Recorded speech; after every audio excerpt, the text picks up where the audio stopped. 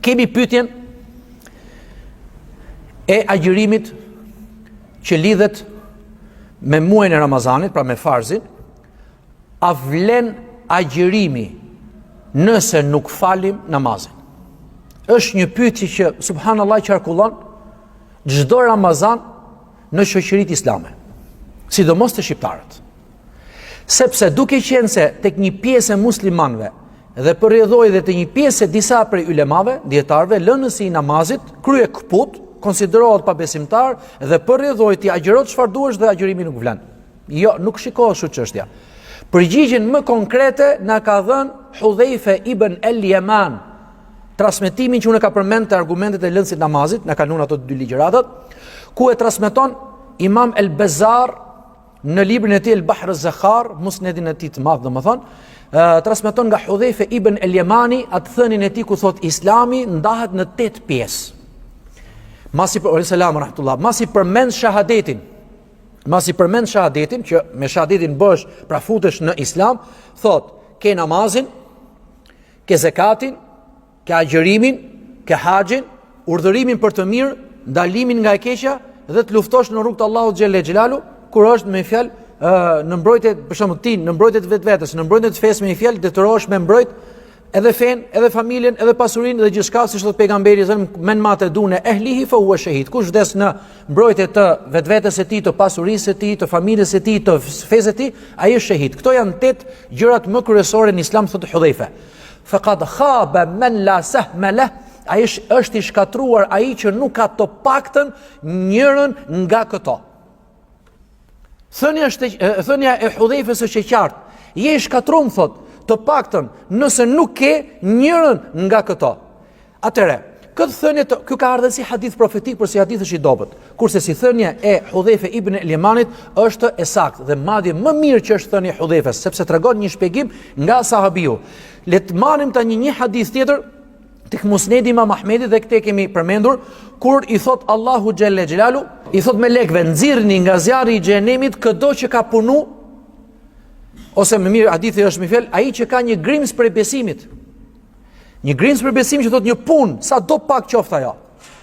Atëre, pejgamberi alayhi salatu wassalam na tregon se melekët nxjerrin një person të cilin e pyet Allahu xhelle xhelalu, hel amilta khairan qattu, a ke punu ti ndonjëherë një punë të mirë? Thot la illa anni kuntu samihun nase fil bay'. Jo, vetëm se unë ja toleroja njerëzve në peshore, i jepja, domethënë, kur ja peshoja mallin, produktin e tregtisë, i leja pak më tepër, por me qenë i sigurt. Allahu xhelle xhelalu u thotë melekëve, tolerojeni robin tim ashtu sikur ky toleroi robrit e tjerë. Tani, Allahu i madhërisht ruajti për këtë njeri një punë të vetme dhe nuk ja humbi. Ajo ishte me peshu, do të thotë në peshore me lënë diçka tepër. Por nëse ky person do të vinte vetëm me agjërimin, a nuk do të ishte punë më madhështore se sa lënja në peshë diçka tepër në produkte tregtare? Atëre, logjika hadithit, logjika e Hudhaifa ibn al-Yamanit ta jep përgjigjen. Asnjëherë mos pyesni hoxhallarët për me i thënë që çfarë mendimi ke ti o hoxh. Është gabim. Jo, ti thuash o hoxh, më trego argumentin e shariatit se çfarë flitet për këtë çështje, për agjërimin. Vjen hadithi Hudhaifës, vjen hadithi pejgamberit alayhi salatu wasalam e kështu me radhë. Tani, pikërisht sa herë vjen Ramazani, muslimanët qoftë në Shqipëri, qoftë në Kosovë, qoftë në Maqedoni, qoftë në vende të tjera ku jetojnë shqiptarët, e përhapin, nuk e di pse më fel këtë çështje. A vlen agjërimi? Edhe gjithmonë kërkohet në përgjigje që nuk vlen agjërimi. O vlla, kemi një hadith tjetër që e transmeton Imam Buhariu, po ashtu dhe Imam Muslimi, të dy ata në sahihet e tyre, ku thot pejgamberi alayhi salatu wassalam, yasiru wala tu'assiru wa bashiru wala tunfiru. Lehtësoni njerëzve dhe mos e vështirësoni. Përgëzojeni njerëzve dhe mos i largoni. Nëse ne muslimanët në përgjithësi kanë mungesë informacioni, kanë një lloj ignorancë të theksuar për arsyet nga më të ndryshmet, sepse për shembull rrjedh nga një familje që nuk ka dituri fetare, rrjedh nga një familje që ka të kaluar komuniste, vjen nga një familje këtu e dhulloj arsyetesh të tjera, dhe është normale që ky mos ketë informacion fetar. Tani ky hadithi që ne përmendëm, përgëzojeni njerëzit dhe mos i largoni. A shkon për shtat nëse këto pyetje ne ja drejtojmë njerëzve, edhe i marrim këto pyetje përgjigjet dhe i hedhim në YouTube, dhe atë në YouTube njerëzit domethënë dëgjojnë me vëmendje që unë tash du ta gjëroj, ky hoxha thotë që nuk ose ky tjetri ose ky besimtari kushdo qoftë thotë që nuk më vlen agjërimi mua sepse unë s'fal namazin. Atëherë unë që kam pa besimtar, ç'a do bëj me këtë lloj arsyetimi? Atëherë ti je duke afruar këtë njeri apo je duke larguar? Përgjigjen e vetes. Ka logjik të njerëzve të cilët thonë më mirë t'ja bëjmë këtë formë që ta tremim, edhe ai filloi të fali namazin, po mund të jap dhe efekt kundërt. Do më thonë asë agjërimi s'vlen po mirë, po le edhe agjërimi dhe namazin. Selam aleikum, mirupafshim bashkë. Ka dhe kështu.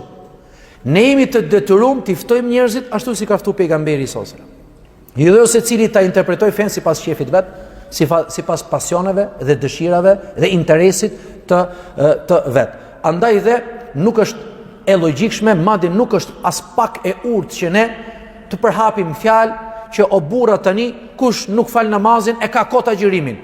Ndërkohë që ti ke nevojë ta ftosh në fetë.